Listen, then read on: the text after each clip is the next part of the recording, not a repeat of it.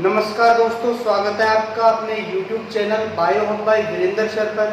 दोस्तों, हमने मानव के उत्सर्जन तंत्र के पहले पार्ट का अध्ययन कर लिया था। आज हम लेसन नंबर 25 यानी मानव के उत्सर्जन तंत्र के दूसरे पार्ट का अध्ययन करेंगे। जो साथी हमसे पहली बार जुड़ रहे हैं वे हमारे YouTube channel bio hub by Virendra sir को लाइक, शेयर एवं सब्सक्राइब अवश्य करें। चलिए स्टार्ट करते हैं। आज का हमारा टॉपिक है मानव के उत्सर्जन तंत्र के विभिन्न भाग के बारे में अपन अध्ययन कर रहे थे। यानी मानव का उत्सर्जन तंत्र मुख्यतया 4 पार्टों से मिलकर बना होता है: वृक्क, मूत्रवाहिनी, मूत्राशय और मूत्रमार्ग। पहले पार्ट में हमने वृक्क के बारे में अध्ययन कर लिया था। आज हमारा दूसरा पार्ट यानी मूत्रवाहिनी है, इसको अपन जारी करेंगे। यानी प्रत्येक वृक्क की नाभ, ये वृक्क है, इसकी नाभि वाले भाग से, ये वाला भाग क्या है, इसको नाभि भाग बोलते हैं। यानी प्रत्येक वृक्क की नाभि से एक पतली, यानी नाभि वाले भाग से पतली, लंबी, सक्रिय एक नलिका निकल रही है। यानी प्रत्येक वृक्क से ये नलिका निकल रही है, इनको अपन क्या कहते हैं, मूत्रवाहिनी कहते हैं। प्रत्येक वृक्क के नाभि वाले भाग से पतली सक्रिय नलिकाएं, यानी एक एक नलिका निकलती है, जिसको अपन मूत्रवाहिनी कहते हैं। ये मूत्रवाहिनी का ये प्रारंभिक भाग है, ये ऊपर से इस तरह से यूं कीटनुमा होता है। मूत्रवाहिनी का प्रारंभिक भाग ऊपर से कैसा है, कीटनुमा। इस भाग को, यानी प्रारंभिक भाग ऊपर से चौड़ा कीटनुमा है, इस भाग को अपन पेल्विस या वृक्क श्रोणी, पेल्विस या वृक्क श्रोणी कहते हैं। पेल्विस से आरंभ होकर मूत्रवाहिनी, पेल्विस यानी इस भाग से आरंभ होकर के मूत्रवाहिनी नीचे की ओर कहाँ पे, मूत्राशय के अंदर खुलती है। ये वाला क्या है, यूरिन ब्लेडर, इस यूरिन ब्लेडर में आकर के खुलती हैं। ये मूत्रवाहिनियों में मूत्र को आगे प्रवाहित करने के लिए क्या उत्पन्न होती रहती हैं, क्रमानुकुंचन तरंगे उत्पन्न होती रहती हैं। दोबारा से समझो, प्रत्येक वृक्क के नाभि वाले भाग से पतली सक्रिय नलिका निकलती हैं, जिन्हें हम मूत्रवाहिनी कहते हैं। मूत्रवाहिनी का अग्रभाग ऊपर से चौड़ा व कीटनुमा होता है, जिसे पेल्विस या वृक्क श्रोणी कहते हैं। मूत्रवाहिनी पेल्विस से आरंभ होकर मूत्राशय में आकर खुलती हैं। इस मूत्रवाहिनी में मूत्र को आगे की ओर प्रवाहित करने के लिए क्या उत्पन्न होती रहती हैं, क्रमानुकुंचन तरंगे उत्पन्न होती रहती हैं। तीसरा पार्ट है हमारा मूत्राशय, ये वाला भाग। हाँ जी, यह एक थैलीनुमा संरचना है। मूत्राशय कैसा है, ब्लेडर यानी थैलीनुमा संरचना, थैलीनुमा संरचना है। इसकी बाह्य भित्ति सिरोसा उत्तक से बनी हुई है। बाह्य भित्ति किससे बनी हुई है, बाह्य भित्ति सिरोसा उत्तक से, सिरोसा उत्तक से इसकी बाहरी वाली भित्ति बनी होती है। और इस जो भित्ति है सिरोसा उत्तक, इसकी बाह्य भित्ति सिरोसा उत्तक से और मध्य भित्ति किससे, अरेखित पेशियों से, और आंतरिक भित्ति है, आंतरिक भित्ति श्लेष्मा से बनी होती है। आंतरिक भित्ति किससे बनी होती है, श्लेष्मा से। यानी ये थैलीनुमा संरचना है। इसकी कितनी लेयर है, 3 लेयर है। सबसे बाहर वाली लेयर सिरोसा उत्तक से, मध्य वाली लेयर अरेखित पेशियों से, और सबसे आंतरिक लेयर है वो श्लेष्मा ऊतक से बनी होती है। इसका जो सकरा भाग है एक छिद्र के रूप में खुलता है। नीचे की ओर जो सकरा भाग है एक छिद्र के रूप में खुलता है, जिसे हम मूत्र मार्ग कहते हैं। क्या कहते हैं? मूत्र मार्ग कहते हैं। इस छिद्र के अंदर, इस जो ये छिद्र है, इस छिद्र के अंदर क्या पाए जाते हैं? रेखित पेशियों से बने हुए भाई एक बाल टाइप में पाया जाता है, एक अवरोधनी पाई जाती है। यहाँ पे रेखित पेशी से बनी अवरोधनी पाई जाती है, और रेखित पेशियों के ऊपर मस्तिष्क का नियंत्रण होता है। अतः रेखित पेशियों से बनी हुई अवरोधनी मूत्र को रोकने का काम करती है। अर्थात यह जो अवरोधनी है यह क्या करती है? मूत्र को रोकने का काम करती है। नर के अंदर जो मूत्राशय है वो मलाशय के ठीक आगे व मादा में योनि के ठीक ऊपर पाया जाता है। मूत्राशय में एक बार में लगभग, इस मूत्राशय वाले भाग में एक बार में लगभग 700 से 800 ml मूत्र इकट्ठा किया जा सकता है। इकट्ठा किया जा सकता है। दोबारा से समझो, ये थैलीसोमा संरचना है, इसकी 3 भित्ति परतें हैं। सबसे बाहर वाली सिरोसा, मध्य वाली अरेखित पेशियों से बनी हुई, और सबसे नीचे वाली श्लेष्मा, सबसे भीतर वाली श्लेष्मा से बनी हुई परत होती है। इसका निचला भाग है एक छिद्र के रूप में खुलता है, यानी मूत्र मार्ग का निर्माण करता है, जिसको मूत्र छिद्र भी कह सकते हैं। और ये इस मूत्र छिद्र वाले भाग के अंदर रेखित पेशियों से बनी अवरोधनी पाई जाती है, जो काम क्या करती है भाई? मूत्र को रोकने का काम करती है, क्योंकि रेखित पेशियों से बनी हुई है, और रेखित पेशियां ऐच्छिक होती हैं, अर्थात उनके ऊपर मस्तिष्क का नियंत्रण होता है। मूत्राशय के अंदर एक बार में 700 से 800 ml मूत्र इकट्ठा किया जा सकता है। अब इसका चौथा भाग क्या है? मूत्र मार्ग। मूत्र मार्ग, हाँ भाई, मूत्र मार्ग यानी मूत्राशय से एक पतली लंबी, किससे? इस मूत्राशय वाले भाग से पतली, यानी मूत्राशय से क्या निकली? पतली लंबी नलिका निकलती है। पतली लंबी नलिका निकलती है जो मूत्र मार्ग का निर्माण करती है। ये नलिका किसका निर्माण करती है? मूत्र मार्ग का निर्माण करती है। इस मार्ग द्वारा मूत्र को शरीर से बाहर निकाला जाता है, यानी मूत्र मार्ग द्वारा मूत्र को क्या किया जाता है? शरीर से बाहर उत्सर्जित किया जाता है। शरीर से बाहर उत्सर्जित करने का काम मूत्र मार्ग करता है। मूत्र मार्ग पर जो अवरोधनी पेशी होती है ये मूत्र मार्ग को कसकर बंद रखती है। यहाँ पे ये अवरोधनी पेशी है, ये मूत्र मार्ग को कसकर क्या रखती है? बंद रखती है। और जब मूत्र का विसर्जन करना होता है उस समय ये अवरोधनी शिथिल हो जाती है। क्या हो जाती है? अवरोधनी शिथिल यानी लूज हो जाती है, और इस भाग से मूत्र है वो मूत्र मार्ग के जरिए शरीर से बाहर विसर्जित कर दिया जाता है। पुरुषों का जो मूत्र मार्ग है वह पुरुषों का मूत्र मार्ग महिलाओं की अपेक्षा लंबा होता है। पुरुषों का मूत्र मार्ग महिलाओं की अपेक्षा क्या होता है? लंबा होता है। हाँ भाई, पुरुषों में जो मूत्र मार्ग है वो शिशन से होते हुए शरीर से बाहर खुलता है, यानी शिशन मुंड के ऊपर एक छिद्र के रूप में बाहर खुलता है, और ये शिशन के अंदर मूत्र जनन उभय मार्ग का निर्माण करते हैं। महिलाओं में मूत्र एवं जनन छिद्र अलग अलग होते हैं।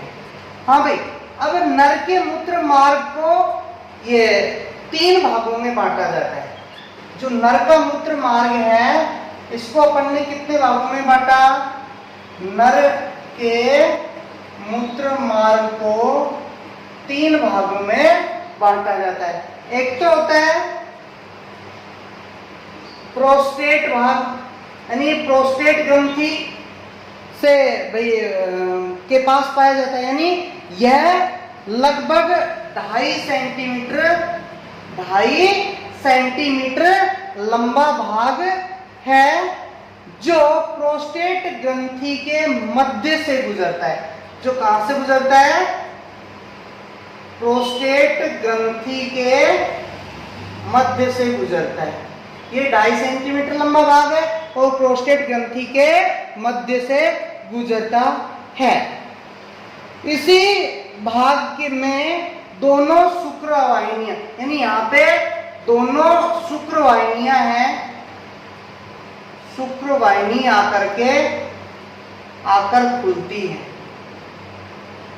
कौन से भाग में? प्रोस्टेट भाग में। दूसरा जो भाग है जिसको अपन झिल्ली नुमा भाग कहते हैं, झिल्ली नुमा भाग। हाँ भाई, यह प्रोस्टेट ग्रंथि से सिसन के मध्य, यानी प्रोस्टेट व सिसन के मध्य का भाग होता है जिसे हम झिल्ली नुमा भाग कहते हैं। और तीसरा होता है जिसे हम सिसनी भाग कहते हैं। कौन सा भाग? सिसनी भाग। यानी यह लगभग कितना है? 15 सेंटीमीटर लंबा होता है। ये लगभग कितना होता है? 15 सेंटीमीटर लंबा होता है, जो सिसन से होते हुए कहां पे खुलता है? सिसन मुंड के ऊपर एक छिद्र के रूप में खुलता है। ध्यान दो दोबारा से, नर के मूत्र मार्ग को कितने भागों में बांटा? 3 भागों में। एक तो प्रोस्टेटी भाग, ये 2.5 सेंटीमीटर है और प्रोस्टेट ग्रंथि के मध्य से होकर के गुजरता है। और इसी भाग में दोनों वृषणों से जो आई हुई शुक्रवाहिनियां आकर के खुलती हैं, अर्थात यहाँ पे एक उभय मार्ग आरंभ हो जाता है। झिल्ली नुमा भाग ये प्रोस्टेट और सिसन के मध्य का भाग है और ये सिसनी भाग ये लगभग 15 सेंटीमीटर का होता है। और जो मूत्र जनन की जो नलिका है वो सिसन मुंड के शीर्ष ऊपर एक छिद्र के रूप में खुलती है, जहां से मूत्र को शरीर से बाहर त्याग दिया जाता है।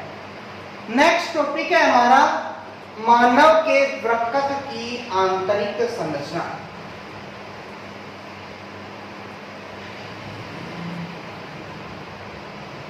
हाँ जी, मानव के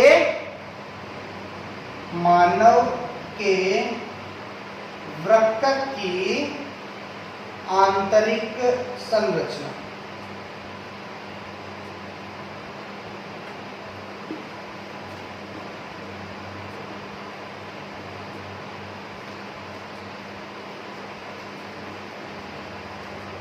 हाँ भाई, मानव के वृक्क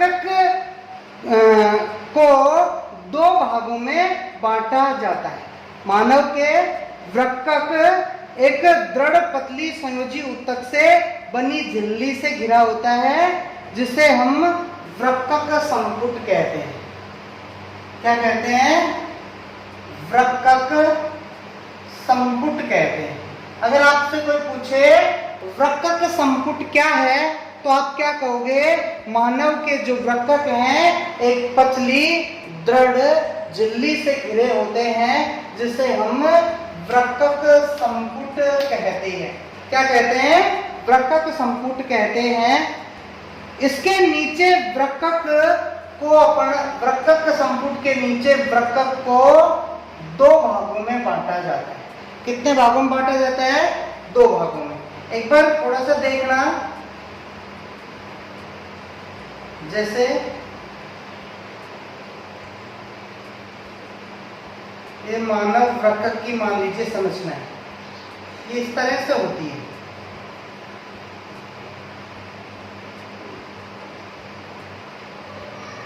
इस तरह से होती है। मानव वृक्क की संरचना को दो भाग में बांटा है। एक तो ये है वलकुट भाग, कौन सा भाग? वलकुट। और एक ये होता है मेडुसा भाग, वलकुट और मेडुसा भाग। यानी मानव वृक्क की आंतरिक संरचना को कितने भागों में बांट दिया भाई? दो भागों में। एक तो जिसे हम वलकुटी भाग कहते हैं और दूसरा वो जिसे हम मेडुसा भाग कहते हैं। अब पहला है वलकुट, यानी यह वृक्क संपुट के ठीक नीचे, यानी ये वाला भाग है, ये वाला, इसके ऊपर जो झिल्ली पाई जाएगी इसको तो वृक्क संपुट कहेंगे। यानी ये झिल्ली पाई गई इसको तो अपन ने क्या कह दिया? वृक्क संपुट। इसके नीचे वाला ये बड़ा भाग है, इस भाग को हम क्या कहते हैं? वलकुट भाग कहते हैं। यानी वृक्क संपुट के ठीक नीचे का भाग वलकुट कहलाता है, जो मैल पीघी कायों के कारण कणिका में दिखाई देता है। यानी इसके अंदर मैल पीघी काय पाई जाती है, इसके कारण ये भाग कणिका में दिखाई देता है। यानी कण ऐसे स्लोट टाइप ऐसे दिखाई देता है कणिका में। यानी ये क्या है? मैल पीघी काय होती है।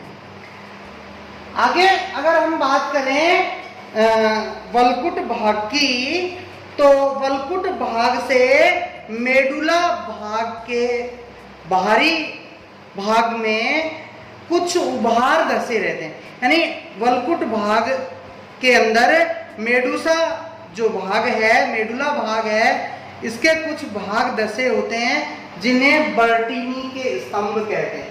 ये क्या है? ये वाले, ये बर्टीनी के स्तंभ, बर्टीनी के स्तंभ। यानी वलकुट भाग के अंदर मेडुसा जो भाग है, ये जो मेडुला भाग है, इस मेडुला भाग के कुछ अंगुली के समान प्रवर्ध धसे होते हैं जिन्हें हम बर्टीनी के स्तंभ कहते हैं। अगर आपसे पूछे बर्टीनी के स्तंभ क्या हैं, तो आप क्या कहोगे? वलकुट भाग में मेडुला भाग के, वलकुट भाग के अंदर ये वाला वलकुट भाग है, इसमें मेडुला भाग के अंगुली नुमा जो प्रवर्ध हैं वो धसे होते हैं, उन्हें हम बर्टीनी के स्तंभ कहते हैं। क्या कहते हैं? बर्टीनी के स्तंभ कहते हैं।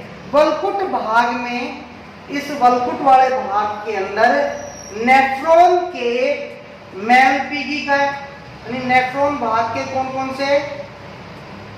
मैल पीघी का, समीपस्थ, समीपस्थ कुंडलित नलिका, समीपस्थ कुंडलित नलिका और दूरस्थ कुंडलित नलिका धसे होते हैं। यानी वलकुटी भाग में नेफ्रॉन के मैल पीघी का काय वाला भाग, जैसे आपने कभी नेफ्रॉन की संरचना बनाई हो, इस तरह से होती है।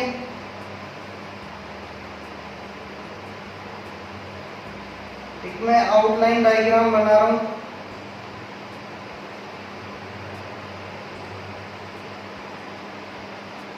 नेफ्रॉन की संरचना आपने इस तरह से बनाई होगी, इस तरह से नेफ्रॉन की संरचना होती।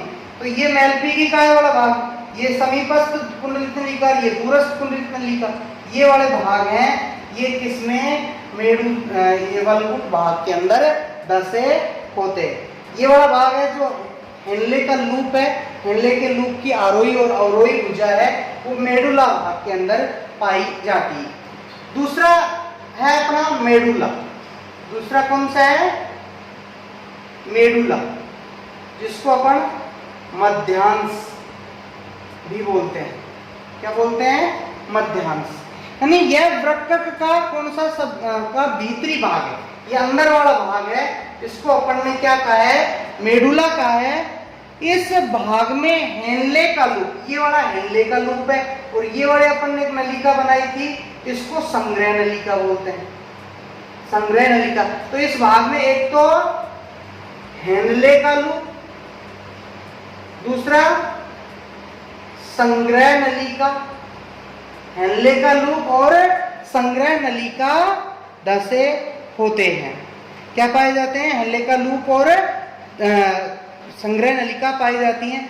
मध्यांश के नीचे धसे वल्कुटीय भाग पिरामिड नुमा संरचना बनाते हैं। ये पिरामिड नुमा जो संरचना है, ये का जो निचला भाग होता है उसको अपन कैलिक्स कहते हैं। अगर आपसे पूछे ये वाला भाग है, ये जो धसा हुआ भाग है, नीचे से ऐसे ये पिरामिड ऐसे होता है, तो ये पिरामिड नुमा संरचना बना ली। इस पिरामिड नुमा संरचना का निचला भाग, ये वाला भाग है, इसको अपन कैलिक्स कहते हैं। क्या कहते हैं? कैलिक्स। क्या कहोगे कि वल्कुट भाग के अंदर मेडुला भाग के जो प्रवर्ध धसे होते हैं वो क्या बनाते हैं? एक पिरामिड नुमा संरचना बनाते हैं, और पिरामिड नुमा संरचना का आधार भाग है वो कैलिक्स कहलाता है। और ये मूत्र वाहिनी के कीप नुमा भाग में खुलता है।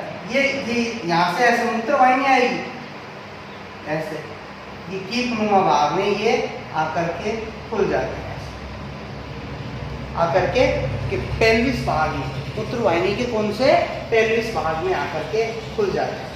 दोबारा से समझो, वृक्क की आंतरिक संरचना, वृक्क के ऊपर एक पतली दृढ़ झिल्ली पाई जाती है जिसको वृक्क संपुट कहते हैं। इससे नीचे के भाग को, यानी जो वृक्क का भाग है, इसे दो भागों में बांटा जाता है, एक तो वल्कुटी भाग और दूसरा मेडुला भाग। वल्कुटी भाग जो होता है ये भाग जस्ट इसके वृक्क संपुट के नीचे पाया जाता है। इस वल्कुटी भाग के अंदर कणिका में मेलपीगी काय पाई जाती हैं। मेडुला भाग के कुछ प्रवर्ध हैं वो वल्कुटी भाग में धसे होते हैं, जिन्हें हम बर्टीनी के स्तंभ कहते हैं। वल्कुट भाग में नेफ्रॉन का, मेलपीगी का, समीपस्थ कुंडलित नलिका, दूरस्थ कुंडलित नलिका धसी रहती हैं। दूसरा मेडुला, मेडुला ये मतलब आंतरिक भाग होता है, और इस भाग में हेनले का लूप, संग्रह नलिका, यानी ये तो हेनले का लूप और ये संग्रह नलिका कौन से भाग में होती हैं? मेडुला भाग में होती हैं। और ये जो बर्टीनी के स्तंभ हैं, ये बर्टीनी के स्तंभ एक पिरामिड नुमा संरचना बनाते हैं। इसके आधार भाग को कैलिक्स कहा जाता है। कैलिक्स क्या करते हैं? मूत्र वाहिनी के पेल्विस भाग में आकर खुलते हैं, यानी यहाँ से उन संग्रह नलिकाओं से जो मूत्र इकट्ठा होता है वो पेल्विस भाग में छोड़ दिया जाता है, और पेल्विस भाग से ये मूत्र है वो किसके माध्यम से? मूत्र नलिका के माध्यम से मूत्राशय में इकट्ठा हो जाता है, जिसे समय समय पर शरीर से बाहर त्याग दिया जाता है। अब नेक्स्ट हमारा टॉपिक है नेफ्रॉन की संरचना। हाँ भाई, नेफ्रॉन की संरचना देखते हैं। नेफ्रॉन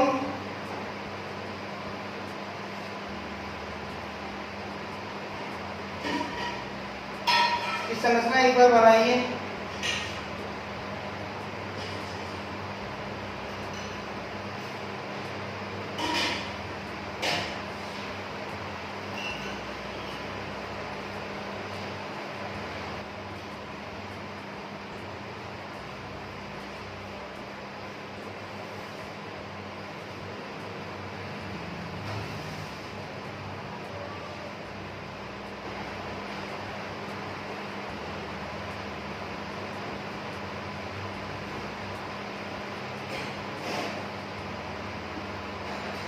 इस तरह से नेफ्रॉन की संरचना होती है।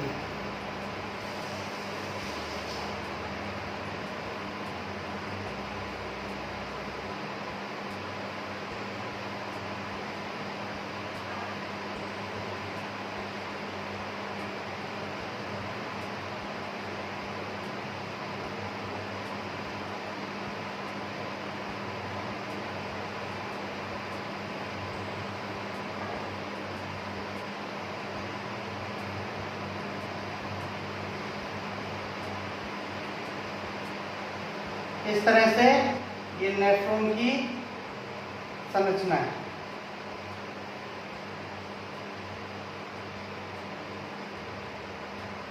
ये नेफ्रॉन की संरचना। हाँ भाई, जो नेफ्रॉन की संरचना है इसको अपन 6 भागों में बांटते हैं। नेफ्रॉन की संरचना को कितने भागों में बांटा जाता है? 6 भागों में। पहला है नंबर 1 ये वाला भाग जिसको मेलपीजिकाय कहते हैं। क्या कहते हैं? मेलपीजिकाय। ये वाला मेलपीजिकाय। हाँ जी, नेफ्रॉन का सबसे आगे का भाग क्या कहलाता है? मेलपीजिकाय कहलाता है। इसे 2 भागों में बांटा जाता है। इस मेलपीजिकाय को कितने भागों में बांटा गया? 2 भागों में। एक तो बोमेन संपुट और दूसरा भाग होता है जिसको अपन ग्लोमेरुलस कहते हैं। ग्लोमेरुलस कहा जाता है। मेलपीजिकाय को 2 भागों में बांटा जाता है, बोमेन संपुट और ये ग्लोमेरुलस। यानी बोमेन संपुट की बात करें तो ये प्याले नुमा संरचना है। ये कैसी है? कि प्याले नुमा जो संरचना है इसको अपन बोमेन संपुट कहते हैं। क्या कहते हैं? बोमेन संपुट कहते हैं, जिसमें ग्लोमेरुलस दशा होता है। इसके अंदर वाला भाग है इसको अपन ग्लोमेरुलस कहते हैं। हाँ भाई, मेलपीजिकाय की एक प्यालिडोमा संरचना जिसको तो अपन ने क्या कहा है? बोमेन संपुट। और बोमेन संपुट के नीचे के अंदर क्या दशा रहता है? ग्लोमेरुलस दशा होता है।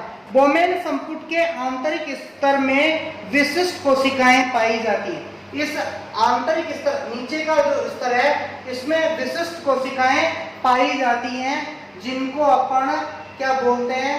पदाणु या फिर पोडोसाइट बोलते हैं। पोडोसाइट कहा जाता है। यानी बोमेन संपुट के अंदर विशिष्ट प्रकार की कोशिकाएं पाई जाती हैं जिनको पदाणु या पोडोसाइट कहा जाता है। पदाणु के प्रवर्ध एवं रुधिर केशिकाओं की भित्तियां मिलकर के इस ग्लोमेरुलस की झिल्ली का निर्माण करते हैं।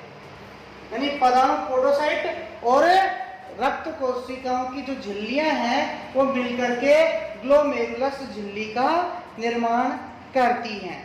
इस झिल्ली में अनेक छिद्र होते हैं। ये झिल्ली है, इसमें इस तरह से बहुत से छिद्र होते हैं। ग्लोमेरुलस की झिल्ली में बहुत से छिद्र, जैसे छलनी में छिद्र होते हैं, ठीक उसी प्रकार ग्लोमेरुलस की झिल्ली में छिद्र पाए जाते हैं जहां से होकर रक्त का फिल्ट्रेशन होता है। जहां से होकर क्या होगा? रक्त का फिल्ट्रेशन होता है। हाँ भी, ग्लोमेरुलस यानी ग्लोमेरुलस क्या है? बोमेन संपुट के अंदर पाया जाता है। और वृक्क धमनी की अभिवाही वाहिका, ये वृक्क धमनी है।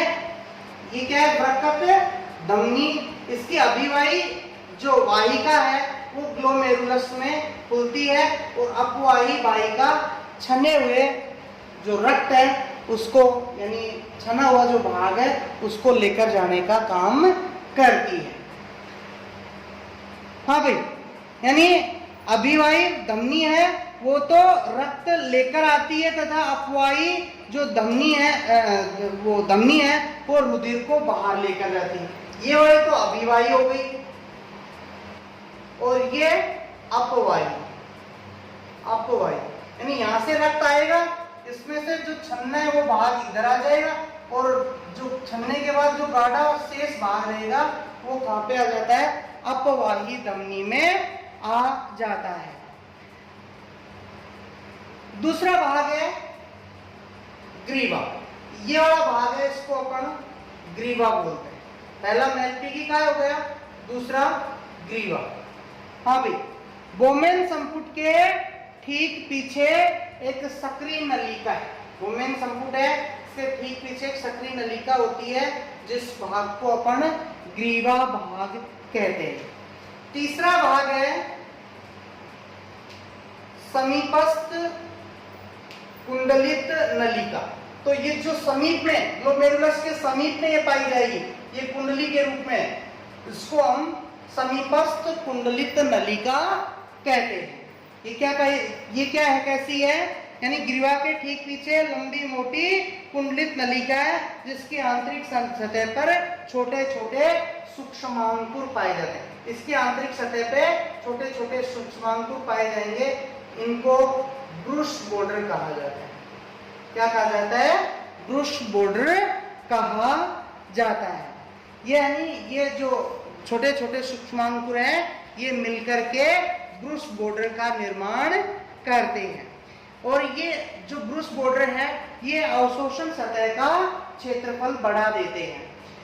इनकी जो कोशिकाएं हैं, ब्रूश बॉर्डर की जो कोशिकाएं हैं, उन कोशिकाओं के अंदर माइटोकॉन्ड्रिया बहुत अधिक संख्या में पाए जाते हैं, जो सक्रिय अवशोषण के लिए ऊर्जा देते हैं। यानी इन कोशिकाओं में जो माइटोकॉन्ड्रिया पाए जाएंगे, वे सक्रिय अवशोषण के लिए ब्रूश बॉर्डर को ऊर्जा प्रदान करेंगे, ताकि जो क्षणित भाग है उससे पुनरावशोषण अधिक से अधिक हो सके।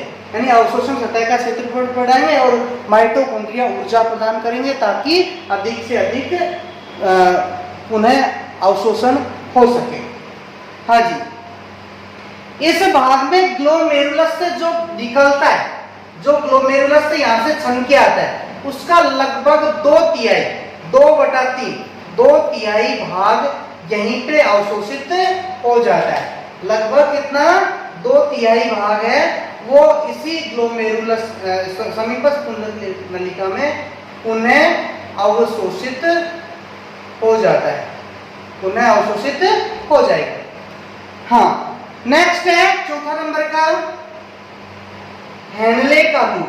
हेनले का लूप, इसको यहां से यहां तक की ये संरचना है, इसको हेनले का लूप कहते हैं। ये वाला यहां से और यहां तक ये वाला भाग है, इसको अपन हेनले का लूप कहते हैं। इसकी 2 भुजाएं, इसकी कितनी भुजाएं? एक नीचे की और ये नीचे का रही ऐसे, इसको तो अवरोही भुजा कहेंगे, अवरोही भुजा। और ये वाली भुजा इसको आरोही, इधर से ऐसे आ रहा है ऊपर की ओर, आरोही भुजा कहते हैं। यानी हेनले के लूप की 2 भुजाएं होती हैं, एक तो अवरोही भुजा और दूसरी आरोही भुजा। यानी समीपस्थ कुंडलित नलिका है, ये अवरोही भुजा में खुलती है, तथा ये जो आरोही भुजा है, ये दूरस्थ कुंडलित नलिका के साथ जुड़ी होती है।